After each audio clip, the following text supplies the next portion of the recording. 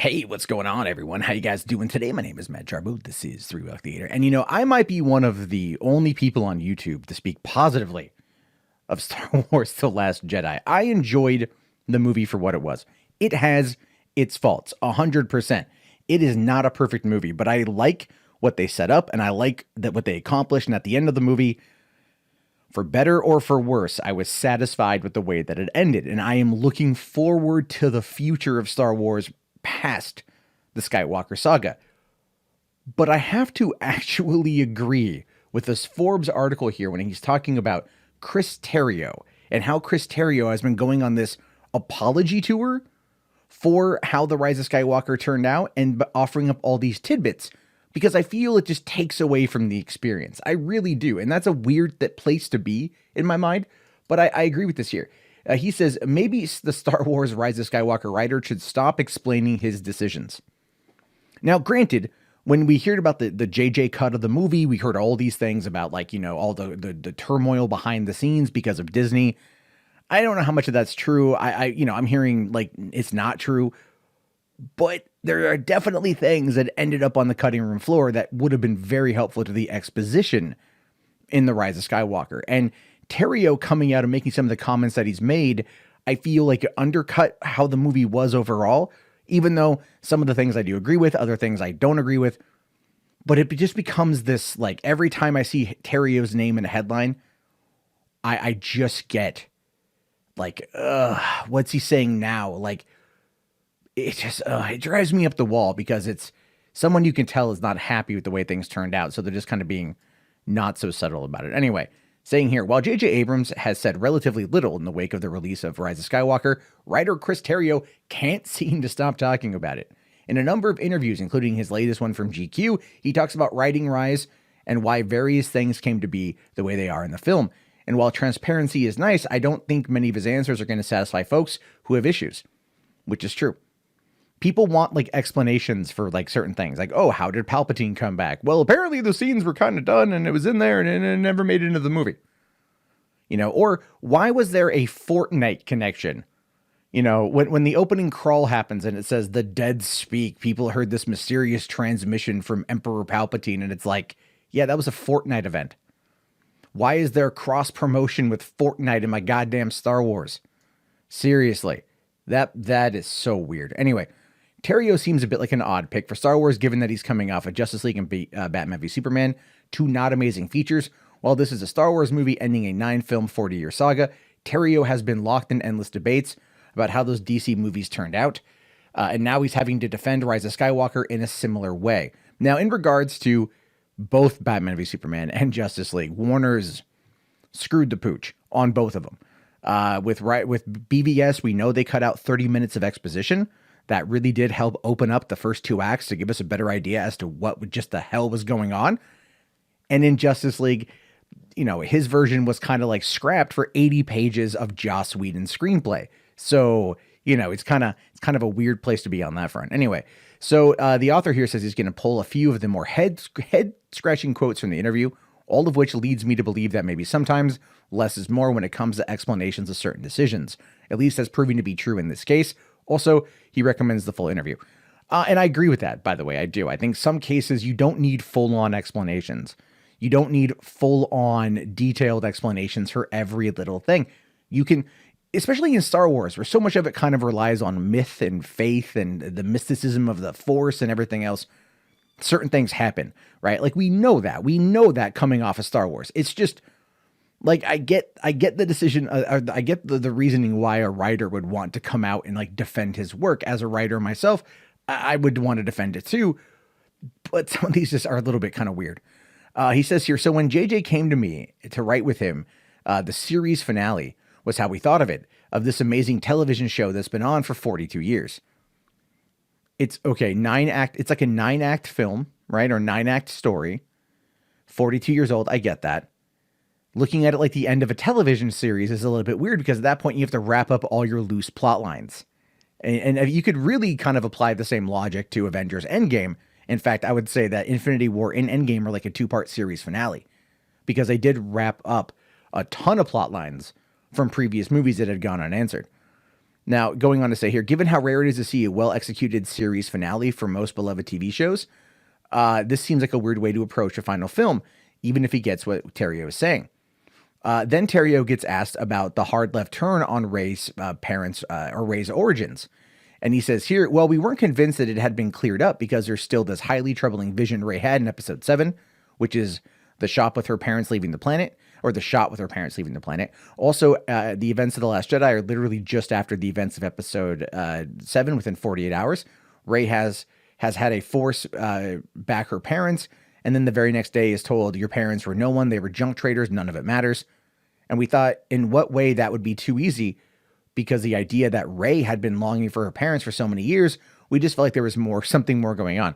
Well, you can tell that when JJ had set up that scene on Maz Kanata's bar, when they found that, when she found the lightsaber, she had that vision, they were clearly establishing something. I don't know what it was. I don't think it definitely wasn't Palpatine. But it was definitely something that was being set up. And then, of course, Rian Johnson came out and just kind of crapped on it. Now, Terrio has gone on the defense of the accusations that the Rise of Skywalker crapped all over The Last Jedi. He said, oh, no, it didn't happen. No, it did, if you watch it, because you clearly changed things. And you did it so unsubtly that it could only mean that you were pointing a very large middle finger at Johnson. Anyway. Now, saying here, this explanation does little to change my opinion of how it came off in the film. Like, JJ and the writers were upset that Rian Johnson threw away their setup for Rey's origins, so they had to adjust on the fly by throwing out his idea that she was no one, and they're dismissing it as a trick by the dark side. Then we're stuck in the situation that makes little to no sense, that Rey's parents did love her, and their way of protecting her was selling her to an abusive drunk trader on a desolate planet. This is supposed to say Obi-Wan protecting Luke by giving him to relatives and staying close by, or Leia by making her quite literally a princess. It's bizarre, and this explanation does nothing to fix it. Well, again, we could have used more with that. And I see what the author here is saying and being critical of what Terrio and JJ did in regards to Rey's parents. But if you're trying to set her up as being like this bloodline or being part of the overall bloodline, that was a big part of the three sagas, then having the son, which we never knew about, die to protect his daughter, falls in line with Star Wars. It really does.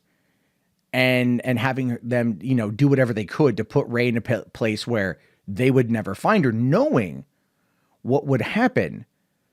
It makes sense, even if it's not the most because if you look at they put Luke with Uncle Owen and Aunt Beru, Leia went with General Organa and became a princess. Why couldn't Rey get the same treatment? Well, if Rey did get the same treatment, then people would be complaining about that. So it's a lose-lose situation. And you really do have Rian Johnson to thank for that. You really do. He goes on to say that Rian sort of set up this challenge, not only for filmmakers, but for the characters. And at the end, everyone is left with almost nothing. So as a storyteller, you have to start using all your tools because you're left with a lot of questions and not a whole lot of answers.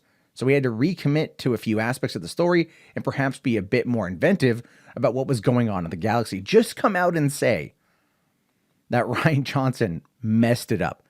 Just admit that Rian Johnson absolutely positively messed it up.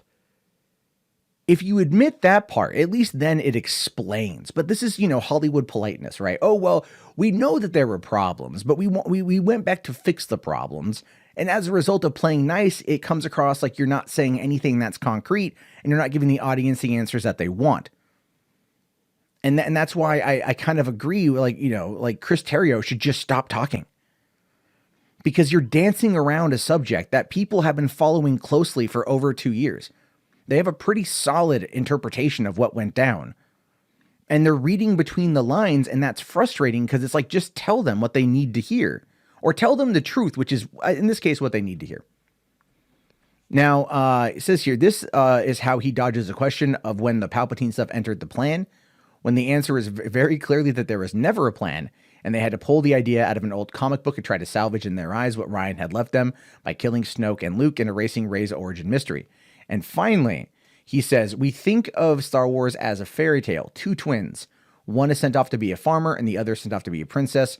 Rey is kind of both. Huh.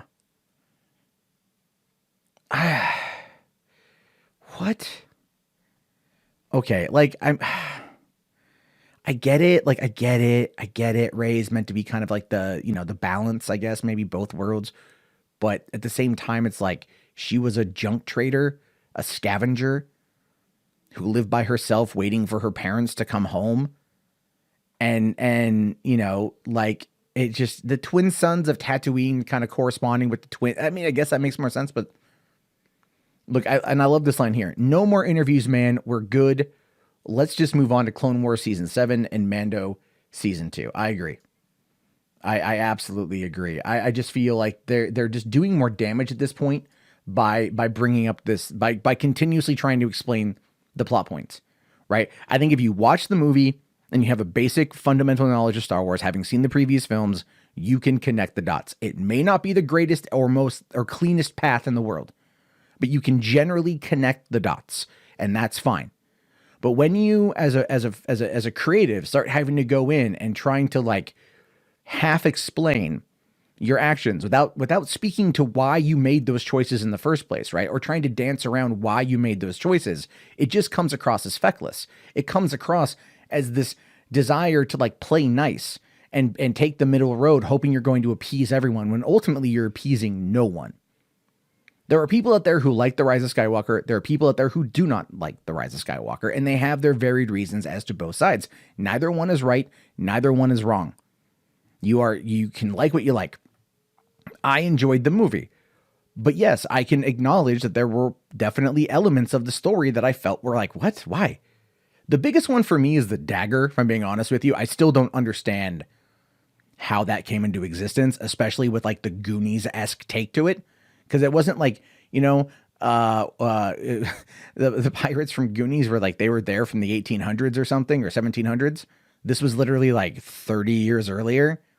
So how did that dagger get made? I don't know. That was kind of dumb. That was a dumb plot point, I'll admit.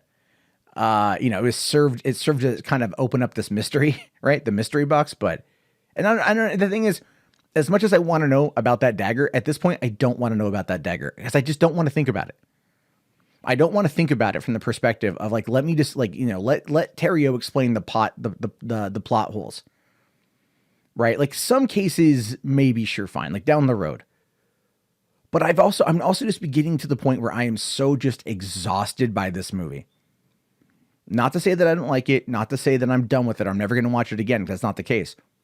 But I'm so done with it on a whole for right now that I feel Paul Tassi's frustration with reading these articles from Chris Terrio. He keeps talking about the movie and he keeps having to like explain things, which at the end just serves no purpose because they're not telling us really anything. They're not telling us plot points as to maybe what got kind of maybe lost in the shuffle.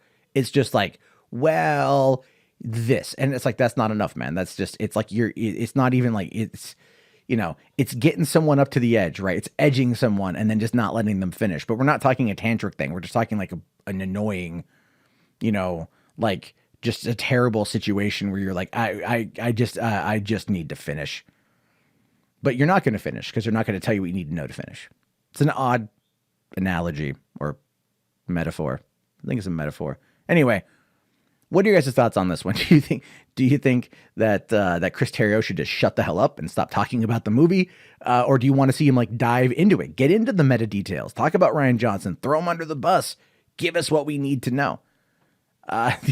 These are things I'm curious to find out. Let me know down in the comments below. I will talk to you guys all later. Have yourself a fantastic day. If you made it this far, go ahead and type Star Wars into the comment section. Be sure to like the video. Be sure to smack that subscribe and the notification bell. And if you want to support the channel, Patreon is a great way to do it.